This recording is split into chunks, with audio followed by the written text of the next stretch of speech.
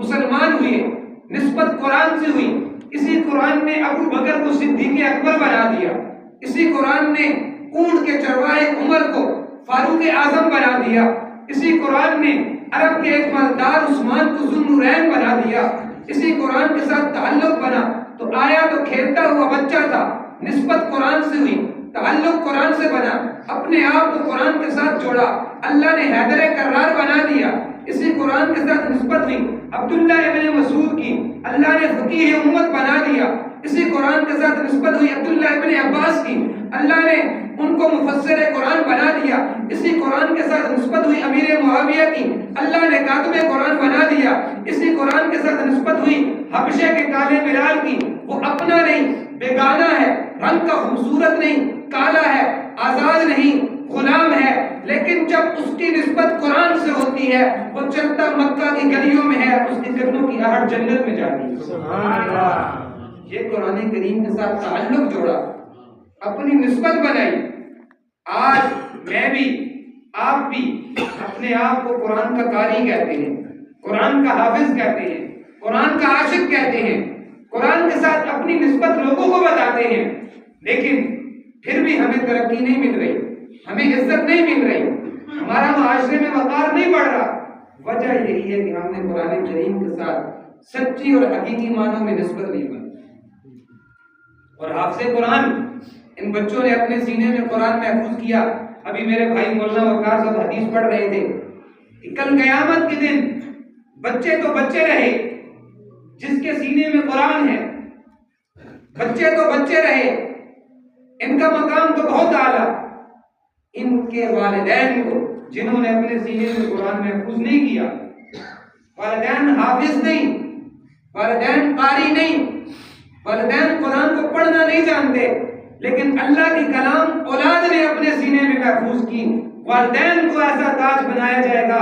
اللہ کے رسول فرماتے ہیں جس کی چاندنی, جس کی روشنی, جس کی روشنائی, جس کا نور اس چاند اور سورج سے بھی زیادہ ہو. اور صرف یہ تو حافظ قرآن کے والدین کی بات ہوئی.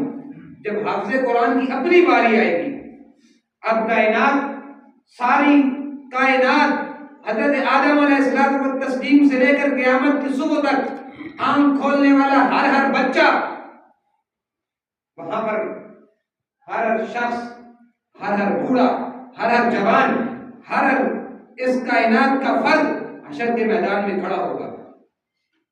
اب وہ منظر, ہر شخص اپنے گناہوں کی نحوست کی وجہ سے کوئی اپنے گھٹنوں تک پسینے میں ڈوبا ہوا ہے, کوئی آدھا جسم پسینے میں ڈوبا ہوا ہے, اور الامان والحفیظ کوئی پورا پسینے میں ڈوبا ہوا ہے. اتنی دیر میں آواز آئے گی, اللہ کہیں گے یقال لصاحب القرآن, اللہ کہیں گے کہاں ہے میرے قرآن کا قاری, کہاں ہے میرے قرآن کو یاد کرنے والا, کہاں ہے میرے قرآن کو سینے میں محفوظ کرنے والا. اب وہ اس کائنات کی ساری دنیا کی خلقت حشر کے میدان میں کھڑی ہے. اب وہاں پر صدر بھی کھڑا ہے, وزیر اعظم بھی کھڑا ہے, گورنر بھی کھڑا ہے, مشیر بھی کھڑے ہیں, کونسلر بھی کھڑے ہیں, ممبر بھی کھڑے ہیں, ساری دنیا دیکھ رہی ہے. یہ اللہ کس کو آواز دے رہے ہیں؟ قرآن کا صاحب اٹھتا ہے, یقال لصاحب القرآن. یہی وہ حافظ قرآن ہے جس کو دنیا دہشت گرد کہتی تھی, دنیا انتہا پسند کہتی تھی, دنیا مختلف قسم کے غلط القابات دیا کرتی تھی.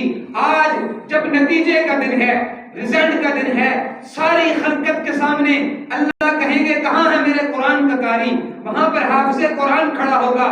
اللہ کہیں گے اے میرے قرآن کو یاد کرنے والے, اے میرے قرآن کو سینے میں محفوظ کرنے والے, یقال لصاحب القرآن اقرا, آج میرے قرآن کو پڑھ, اس کائنات کو بتا, اس ساری خلقت کو بتا جو دنیا میں تیرا مذاق اڑایا کرتے تھے. کبھی تجھے مولوی, کبھی تجھے حافظ, کبھی تجھے کس طرح کے القابات کے ساتھ اشاروں میں تانا تشنیع کیا کرتے تھے. لیکن آج میں بتانا چاہتا ہوں میرے قرآن کو پڑھنے والے کی عظمت کیا ہے, شان کیا ہے, مقام کیا ہے.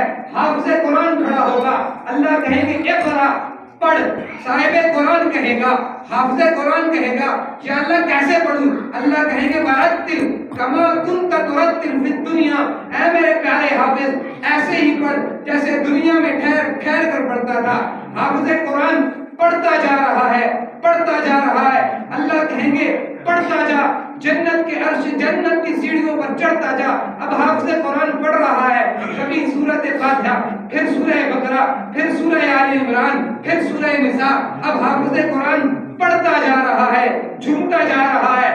اللہ کہہ رہے فَإِنَّ مَنزِلَكَ، اے میرے قرآن کو یاد کرنے والے، تیرا مقام وہاں ہوگا جہاں تیری قرآن کی تلاوت مکمل ہوگی۔ ادھر والناس کی سین پر پہنچے گا، ادھر حافظ قرآن جنت کی تمام منازل کو طے کر چکا ہے۔